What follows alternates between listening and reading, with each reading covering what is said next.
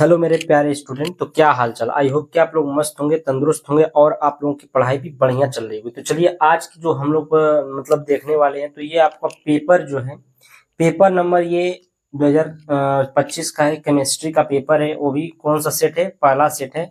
ठीक ना, 2 वीडियो इसमें बन चुकी है और आप लोग जो जो वीडियो नहीं देखें जाकर वहां पर आप लोग देख सकते हैं। डिस्क्रिप्शन में लिंक भी दिया हुआ है और प्लेलिस्ट भी बनी है, जाकर प्लेलिस्ट में देख लीजिए। ठीक है, और अगर आप लोगों को पीडीएफ चाहिए, पीडीएफ के लिए सारी क्राइटेरिया हम लोग बता दिए हैं, आप लोग उसमें से देख सकते हैं। ठीक है, अगर आप लोगों को पीडीएफ चाहिए तो 746001276663 पर आप लोग क्या करें, कांटेक्ट करें, व्हाट्सएप करें, मैसेज करें। ठीक है, जो करना है करिए। लेकिन हाँ, 2020 से लगाए 25 तक का सारा पीडीएफ मिल जाएगा। केमिस्ट्री, फिजिक्स, बायोलॉजी, मैथ का भी मिल जाएगा, इंग्लिश का भी मिल जाएगा आपको 200 रुपये में। ठीक है, साफ साफ बात है, नो बकवास। अब देखिए यहाँ पर प्रश्न नंबर 4 का ग बचा था। प्रश्न नंबर 4 की ख तक हो चुका था। यहाँ पर पोटेशियम परमैंगनेट बनाने की विधि का वर्णन कीजिए।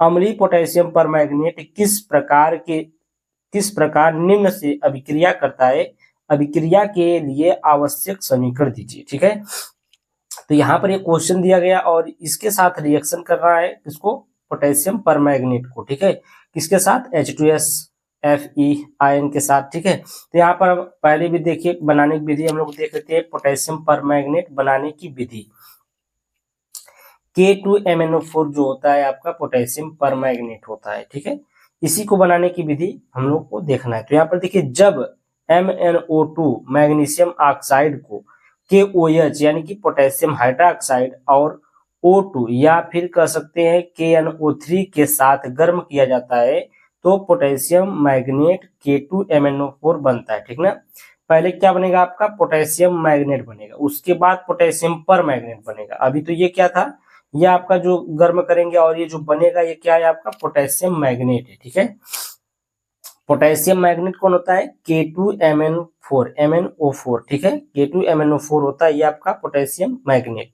उसके बाद देखिए, जब हम लोग इसकी विधि क्या थी, अभी हम यहाँ पर पढ़े हैं कि जब हम क्या करते हैं, MnO2 को KOH की उपस्थिति में क्या करते हैं, O2 के साथ गर्म करते हैं, तब ये क्या होता है आपका K2MnO4 प्लस 2H2O। ये देखिए 2H2O ये पानी है। ठीक है, ये बाहर निकलेगा, इससे कोई मतलब नहीं है, ये नहीं लिखेंगे तब भी चलेगा, लेकिन ये आपको लिखना पड़ेगा। ठीक है, क्योंकि मेन जो है, जो मेन उत्पाद है यही है, तो इसी को बनाने की बात भी की गई है। मतलब इससे अभी बनेगा पोटेशियम परमैंगनेट, KMnO4 होता है, जो ये K2MnO4 वो होता है KMnO4। तो यहाँ पर देखिए पोटेशियम मैग्नेट से पोटेशियम परमैंगनेट में रूपांतरण कैसे करते हैं। तो यहाँ पर देखिए, जब हम लोग क्या करते हैं, K2MnO4 को अम्लीय या CO2 की उपस्थिति में ऑक्सीकरण करके KMnO4 प्राप्त किया जाता है। ठीक है, जब हम लोग क्या करते हैं, K2MnO4 को जब ऑक्सीकरण किया जाता है किसमें, वो भी अम्लीय हो या फिर CO2 उसमें उपस्थित हो। ठीक है, तो अब तब आपका क्या बनता है, KMnO4 बनता है, आपका पोटेशियम परमैंगनेट बनता है। तो उसी प्रकार से यहाँ पर देखिए 3K2MnO4 यानी कि जो पोटेशियम मैग्नेट का जो 3 हम लोग ले लिए अणु, कितने लिए, 3 अणु किसके लिए, पोटेशियम मैग्नेट का लिए है। उसके बाद यहाँ पर कहा गया है CO2 की उपस्थिति में हम लोग कराएंगे। ठीक है, ऑक्सीकरण कराएंगे और यहाँ पर प्लस में क्या रखेंगे, H2O रखेंगे, जल रखेंगे। ठीक है, तो ये तीनों जब आपस में रिएक्शन करेंगे तो पहले आपका बनेगा KMnO4 यानी कि जो बनाना था पोटेशियम परमैंगनेट बनेगा। उसके बाद MnO2 जो आप लिए थे शुरुआत में वो आपका क्या हो जाएगा, MnO2 निकल जाएगा। उसके बाद KHCO2 बनेगा। ठीक है, ये आपका बनेगा।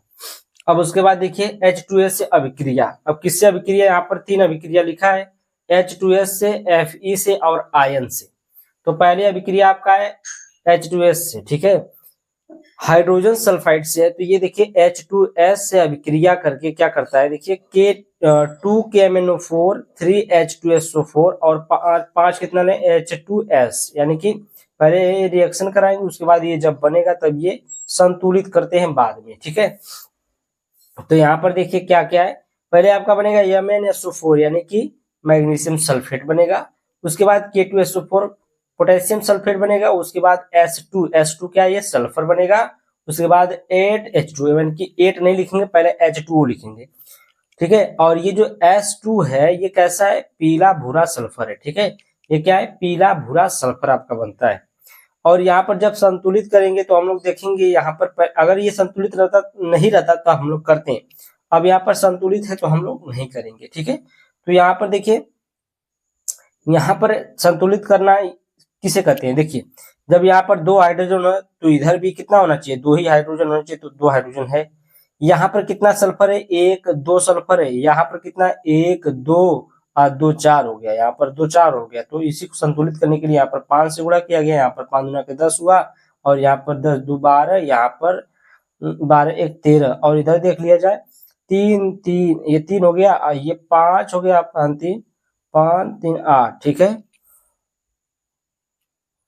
तो ये 5H2O है, H2, और यहाँ पर कितना है, 1 2 दूना 4 4, इसको नहीं गुणा करेंगे, ठीक है। ये 5 नहीं रहेगा, यहाँ पर 5 नहीं रहेगा, यहाँ पर H2 रहेगा, क्योंकि 2 सल्फर हो गया, एक ये 3 और ये 2 से गुणा किया है, 3 2 5 हो गया, ठीक है। और बकिया सब सही है, सबको मिला लीजिए। यहाँ पर देखिए Fe से अभिक्रिया, यानी कि आयरन के साथ अभिक्रिया जब कराएंगे, देखिए KMnO4 लिए, KMnO4, और ये आयरन ले लिया, और ये H2SO4, इसमें किसकी उपस्थिति रखेंगे हम लोग, सल्फ्यूरिक अम्ल का उपस्थिति रखेंगे, किसका, सल्फ्यूरिक अम्ल। तो यहाँ पर देखिए आपका बच्चे बनेगा K2SO4, क्या बनेगा आपका K2SO4, और यहाँ पर बनेगा आपका प्लस में एमिनो सल्फ, ये क्या बनेगा, मैग्नीशियम सल्फेट बनेगा, ठीक है। ये पोटेशियम सल्फेट, मैग्नीशियम सल्फेट, और ये फेरस सल्फेट है, और ये क्या है आपका है H2A जल है, ठीक है। कितना बार, 4 टाइम जल निकलेगा, ठीक है। उसके बाद देखिए आपका, हम लोग नेक्स्ट पेज पर चलते हैं, आयन का जो तीसरा वाला रिएक्शन है आयन से, उस पर हम लोग देख लेते हैं। तो ये आपका देखिए आयन है, आयन का मतलब आप लोग समझिए यहाँ पर क्या है, आई से, ठीक है। आई यानी कि आयोडीन आयन, ठीक है, आयोडीन आयन के साथ रिएक्शन कराएंगे। तो यहाँ पर देखिए KMnO4 आयोडीन आयन को आयोडीन में ऑक्सीकरण करता है, यानी कि आई जो माइनस निगेटिव चार्ज है उसको सिंपल आयोडीन में क्या कर देता है, कन्वर्ट कर देता है। तो यहाँ पर देखिए KMnO4 प्लस 10Ki, Ki का मतलब इसमें आयन है, क्या आयन है, आयन का मतलब यहाँ पर K है और I है, ठीक है। आई का मतलब क्या है, आयोडीन है, और के का मतलब पोटेशियम, तो पोटेशियम आयोडीन ये क्या है आपका, आयन है। तो यहाँ पर आयन, ये जैसे आयन कहा है तो यही है, ठीक है। तो इसके अलावा कोई भी रिएक्शन नहीं ऐसा था जो सिर्फ आयन लिखा हो और आयन से रिएक्शन हो मैग्नीशियम पर मैग्नेट का, तो ऐसा कोई नहीं था, हमको यही मिला है, इसलिए हम यही आप लोग को बता रहे हैं। तो ये जब पोटेशियम पर मैग्नेट, पोटेशियम आयोडाइड और H2SO4 की उपस्थिति में जब क्रिया करते हैं तो आपका बनता है आयोडीन, जो कि यहाँ पर कहा गया है कि जो I माइनस है, ये जो I है ये I निगेटिव अगर के नहीं रहता तो ये I निगेटिव ही है। तो जब I निगेटिव होता है वो क्या हो जाता है, आयोडीन में ऑक्सीकरण करता है, ठीक है। तो यहाँ पर देखिए आयोडीन I2 हो गया। उसके बाद देखिए यहाँ पर मैग्नीशियम सल्फेट बना, पोटेशियम सल्फेट बना, ये तीनों में बना है, H2O तीनों में बना है, और इसमें क्या बना आपका आयोडीन बना है, ठीक है। तो ये आपका क्या हो जाएगा, रिएक्शन हो जाएगा। और जितने बार ये देखिए यहाँ पर 10 है तो यहाँ पर 5 गुना के 10 है, सब ये संतुलित किया गया है। आपको संतुलित करना नहीं है, कोई बात नहीं, संतुलित नहीं करना है आपको, संतुलित हम करके दिए हैं। उसके बाद देखिए प्रश्न नंबर 4 का घ है, कह रहा है कि क्वथनांक उन्नयन क्या है, क्वथनांक में उन्नयन क्या होता है। एक द्रव का क्वथनांक 353.23 केल्विन है, 58 ग्राम मोल इनवर्स मोलर द्रव्यमान के 1.8 ग्राम अवाष्पशील विलेय को 90 ग्राम द्रव में घोलने पर विलयन का क्वथनांक 354.11 केल्विन हो जाता है। द्रव के लिए क्वथनांक उन्नयन स्थिरांक की गणना कीजिए। तो यहाँ पर देखिए क्वथनांक में उन्नयन हम देखेंगे पहले किसे कहते हैं। तो देखिए किसी विलायक में कोई अवाष्पशील विलेय पदार्थ घोल देने पर विलायक के क्वथनांक में होने वाली वृद्धि को क्वथनांक में उन्नयन कहते हैं। इसे डेल्टा टीवी से दर्शाते हैं। इसको थोड़ा समझिए। देखिए इसका मतलब ये है कि जो अगर कोई आप लोग विलायक, मान लीजिए कोई पात्र में कोई किसी बर्तन में आप जल ले लिए या फिर विलायक ले लिए, कोई भी जल ले लीजिए, चाहे कोई भी लिक्विड पदार्थ ले लीजिए जिसकी मात्रा ज्यादा हो, ठीक है। तो जल ले लीजिए, सबसे आसान एग्जाम्पल यही होता है जल का। तो जल ले लीजिए, विलायक हो गया। अब उसमें अवाष्पशील विलेय पदार्थ घोल देने पर, अवाष्पशील विलेय पदार्थ घोलेंगे, उसमें कोई ऐसा विलेय पदार्थ घोल दीजिए जिससे क्या हो, उसमें क्या हो जाए, वृद्धि। अगर कोई भी चीज उसमें घोलेंगे तो क्या होगा, वो बढ़ेगा ही, मतलब ज्यादा ही होगा। अगर 1 लीटर जल लिए उसमें उसमें 100 ग्राम या 200 ग्राम आप लोग कोई ऐसा विलेय पदार्थ घोलेंगे तो क्या होगा, उसमें बढ़ोतरी होगी। तो उसमें जो क्वथनांक, विलायक के क्वथनांक में, क्वथनांक का मतलब समझ रहे हैं ना, उसके उबलता, जो उबलने वाला होता है, उबलता है जो, उसके क्वथनांक में क्या, उबलने में वृद्धि हो जाती है। तो उसी को क्या कहते हैं, क्वथनांक में उन्नयन कहते हैं। उन्नयन का मतलब ही क्या होता है, ज्यादा होना, ठीक है, बढ़ जाना, ठीक है, बढ़ोतरी होना, ठीक है। इसे हम लोग डेल्टा टीबी से क्या करते हैं, दर्शाते हैं। यहाँ पर देखिए डेल्टा टीबी बराबर फार्मूला होता है आपका एक के बी इंटू में, ये के बी ही होता है और इंटू में यम होता है। यम का मतलब मोललता। अब मोललता का जो फार्मूला होता है ये होता है यहाँ से लेकर यहाँ तक, ये वाला, ठीक है। तो उसी फार्मूला को यहाँ पर रख दिया गया है। तो डेल्टा टीबी इक्वल टू के बी इंटू में स्मॉल डब्ल्यू इंटू में 1000 बटे में स्मॉल एम गुणे में कैपिटल डब्ल्यू है। ये भी किसमें, ग्राम में है, क्योंकि मोललता जो होती है ना वो केजी में या ग्राम में ही नापी जाती है। अब देखिए यहाँ पर जो केबी है ये एक स्थिरांक है और डब्ल्यू स्मॉल डब्ल्यू जो ये विलेय का भार है 1000, जो ये जब इसको हम लोग ग्राम में कन्वर्ट करते हैं तो 1000 से इसमें गुणा करते ऊपर, ठीक है। और यहाँ पर जो एम है ये विलेय का मोलर द्रव्यमान है और जो ये कैपिटल डब्ल्यू ये विलायक का जो है भार है। उसके बाद देखिए जो सवाल में दिया गया है ना उसको हम लोग देखते हैं। तो द्रव का क्या है, क्वथनांक कितना है, 353.23, यहाँ पर देखिए दिया गया है 23 केल्विन, ठीक है। उसके बाद स्मॉल डब्ल्यू का मान कितना दिया गया है, यहाँ पर देखिए स्मॉल डब्ल्यू का मोलर द्रव्यमान के 1.8 ग्राम अवाष्पशील विलेय को 90 ग्राम द्रव में घोलने पर, तो 1.8 ग्राम जो है स्मॉल डब्ल्यू का मान है और 90 ग्राम जो है कैपिटल डब्ल्यू का मान है। तो यहाँ पर देखिए 1.8 ग्राम किसका है, स्मॉल डब्ल्यू, और ये 58 ग्राम जो आया है ना, ये देखिए यहाँ पर दिया गया है 58 ग्राम, ये देखिए 58 ग्राम प्रति मोल इनवर्स ये दिया गया है मोलर द्रव्यमान। तो यहाँ पर दिया गया यम का मान, तो यम का मान 58 ग्राम हो गया। उसके बाद इस कैपिटल डब्ल्यू का 90, और 90 को हम लोग ये ग्राम में, तो इसको हम लोग केजी में जब कन्वर्ट करेंगे तो 1000 से जब भाग देंगे तो ये आएगा 0.090, ठीक है। तो ये आ जाएगा आपका केजी में। अब देखिए विलेयन का क्वथनांक जो है कितना दिया है, 354.11 दिया है। अब हम लोग क्या करेंगे, क्वथनांक दो दिया है, ठीक है। देखिए एक यहाँ पर दिया है 353.23 और एक यहाँ पर दिया 354.11 है। तो इसको हम लोग क्या करेंगे, एक करेंगे, यानी कि देखिए यहाँ पर क्या करेंगे, डेल्टा टीबी यानी कि विलियन और ये द्रव, यानी कि विलियन का जो क्वथनांक है और जो द्रव का क्वथनांक है उसमें से घटा देंगे। तो विलियन का क्वथनांक कितना है, 354.11 है और द्रव का क्वथनांक कितना है, 353.23 है। तो हम लोग इसको क्या करेंगे, घटाएंगे तो आपका बचेगा 0.83 केल्विन, इतना बचा। अब इसको हम लोग फार्मूला पर जितना भी आया है उसको रख देंगे। तो डेल्टा टीबी का मान आपका इतना आ गया, तो इसको यहाँ पर रखेंगे 0.88, और केबी का मान निकालना है आपको, केबी का मान निकालेंगे और यहाँ पर स्मॉल डब्ल्यू का मान रखेंगे 1.8 गुणे में ये 1000 है ही, और एम का मान आपका 58 था, कैपिटल डब्ल्यू का मान 90 था। 90 की जगह पर ये बाद में हम लोग रख लेंगे, ठीक है। 90 की जगह क्या रखना है, 0.090, तो ये बाद में रख लेंगे, नहीं तो इसी में मल्टीप्लाई कर देंगे, नहीं चेंज करना है तो, क्योंकि ग्राम में तो यहाँ पर लिखे ही है, तो यहाँ पर ग्राम इसलिए लिखे हैं क्योंकि यहाँ पर 1000 से भाग गुणा ऊपर कर दिए हैं, तो यहाँ पर ग्राम में हम लोग चेंज नहीं करेंगे, किलोग्राम में। अब देखिए यहाँ पर 0.88 इक्वल टू केबी, और ये गुणे में ये गुणा करेंगे तो ये हो जाएगा 1800, ठीक ना, क्योंकि एक जीरो से 1 दशमलव हट जाएगा और 2 जीरो बचा तो 18 और 2 जीरो 1800 हो जाएगा, और 90 और 58 में गुणा करेंगे तो हो जाएगा 5220, ठीक ना, यानी कि 5220 इतना आ जाएगा।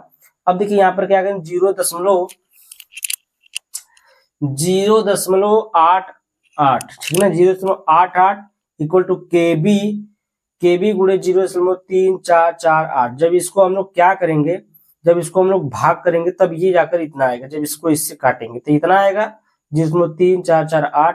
अब इसको इधर भेज देंगे और केबी को बराबर मिलेंगे, आपका 0.88 बटे में 0.3448, लगभग में आपका आंसर आ जाएगा 2.55 किलोग्राम प्रति मोल। तो ये आपका क्या हो जाएगा, ये आपका आंसर हो जाएगा और यही आपका राइट आंसर है। अभी तक अनसॉल्व पेपर नहीं आया है तो हम अनसॉल्व पेपर में नहीं देखें कि आंसर क्या दिया है, ठीक है। तो ये हम हल किए हैं और ये क्वेश्चन जो है एकदम राइट आंसर है। Thank you. अगर आगे देखिए, थैंक यू बोल दीजिए आप लोग। और देखिए अगर वीडियो अच्छी लगे तो वीडियो को लाइक करके चैनल को सब्सक्राइब कर दीजिए, बेल आइकन घंटी दबा दीजिए ताकि आपको अनसॉल्व पेपर की हर वीडियो आपको मिलती रहे। फिजिक्स, केमिस्ट्री, बायोलॉजी, मैथ सबकी वीडियो मिलेगी आपको, ठीक है। आगे चलते हैं हम लोग नेक्स्ट क्वेश्चन पर, जो इसमें का है प्रश्न नंबर 5 का क, ठीक है। तो देखिए प्रश्न नंबर 5 का क्वेश्चन है, कह रहा है कि फैराडे के वैद्युत अपघटन के नियम को संक्षिप्त में समझाइए। CuSO4 के विलयन को 2 एम्पीयर धारा से 20 मिनट तक वैद्युत अपघटित किया गया। कैथोड पर निक्षेपित कॉपर का द्रव्यमान क्या होगा? फैराडे का वैद्युत अपघटन का नियम, ठीक है। यहाँ पर देखिए उत्तर में हम लोग लिखे हेडिंग है फैराडे का वैद्युत अपघटन का नियम।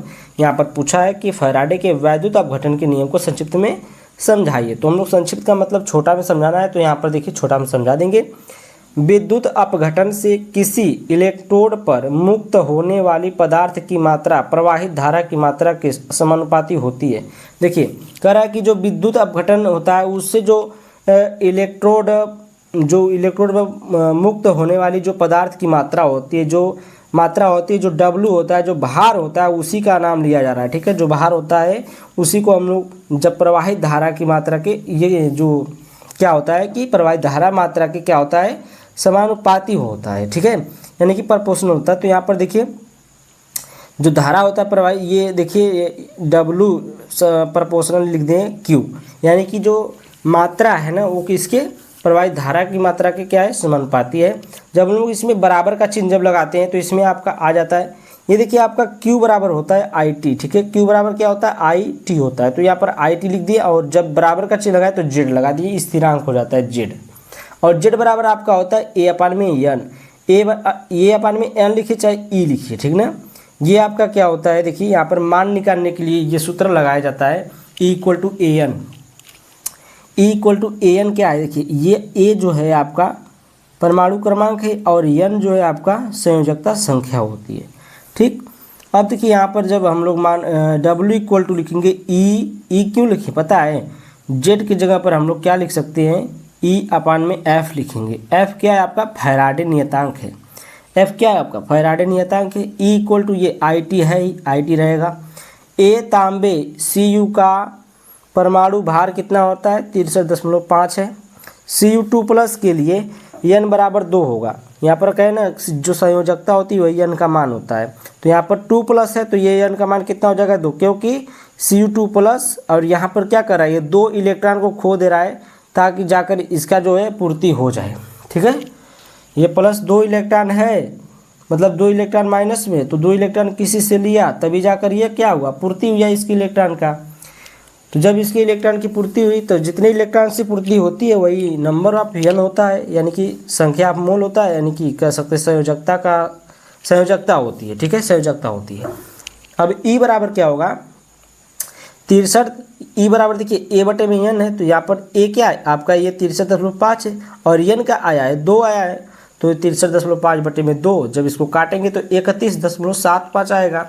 अब देखिए मान रखेंगे इस वाले फार्मूले में, तो W बराबर देखिए E का मान 31.75 और गुणे में I का मान कितना दिया है देखिए यहाँ पर 20 एम्पियर दिया, कितना 20 नहीं एम्पियर, I का मान 2 दिया है, तो यहाँ पर 2 रखेंगे। उसके बाद देखिए 20 मिनट दिया है 20 मिनट, और हाँ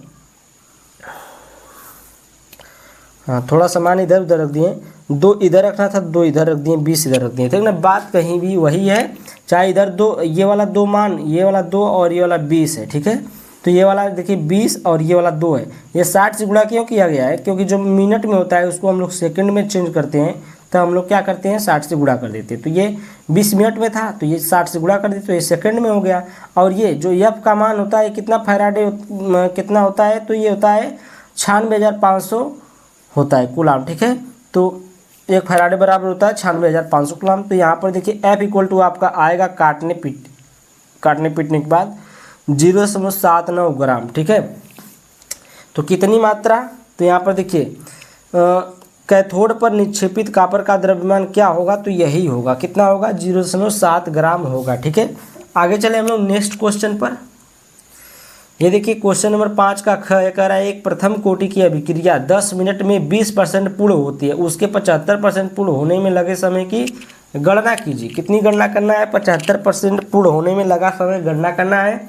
अब देखिए प्रथम कोटि की अभिक्रिया के लिए एक फार्मूला होता है T = 2.303 बटे में K और log A/A माइनस x होता है। ठीक है, जहाँ पर A बराबर आपका हमेशा 100 रहेगा और जो x बराबर है जितना परसेंट दिया रहता है वो मात्रा रहता है। ठीक है, और A बराबर हमेशा 100 ही रहता है। तो जब हम लोग A माइनस एक्स निकालेंगे तो ये क्या करेंगे, 100 में से 20 को घटाएंगे, क्योंकि A बराबर हमेशा 100, x बराबर परसेंटेज जो दिया है, तो A बराबर 100 या x बराबर 20, तो 100 माइनस 20 करेंगे तो 80 आएगा, यानी कि।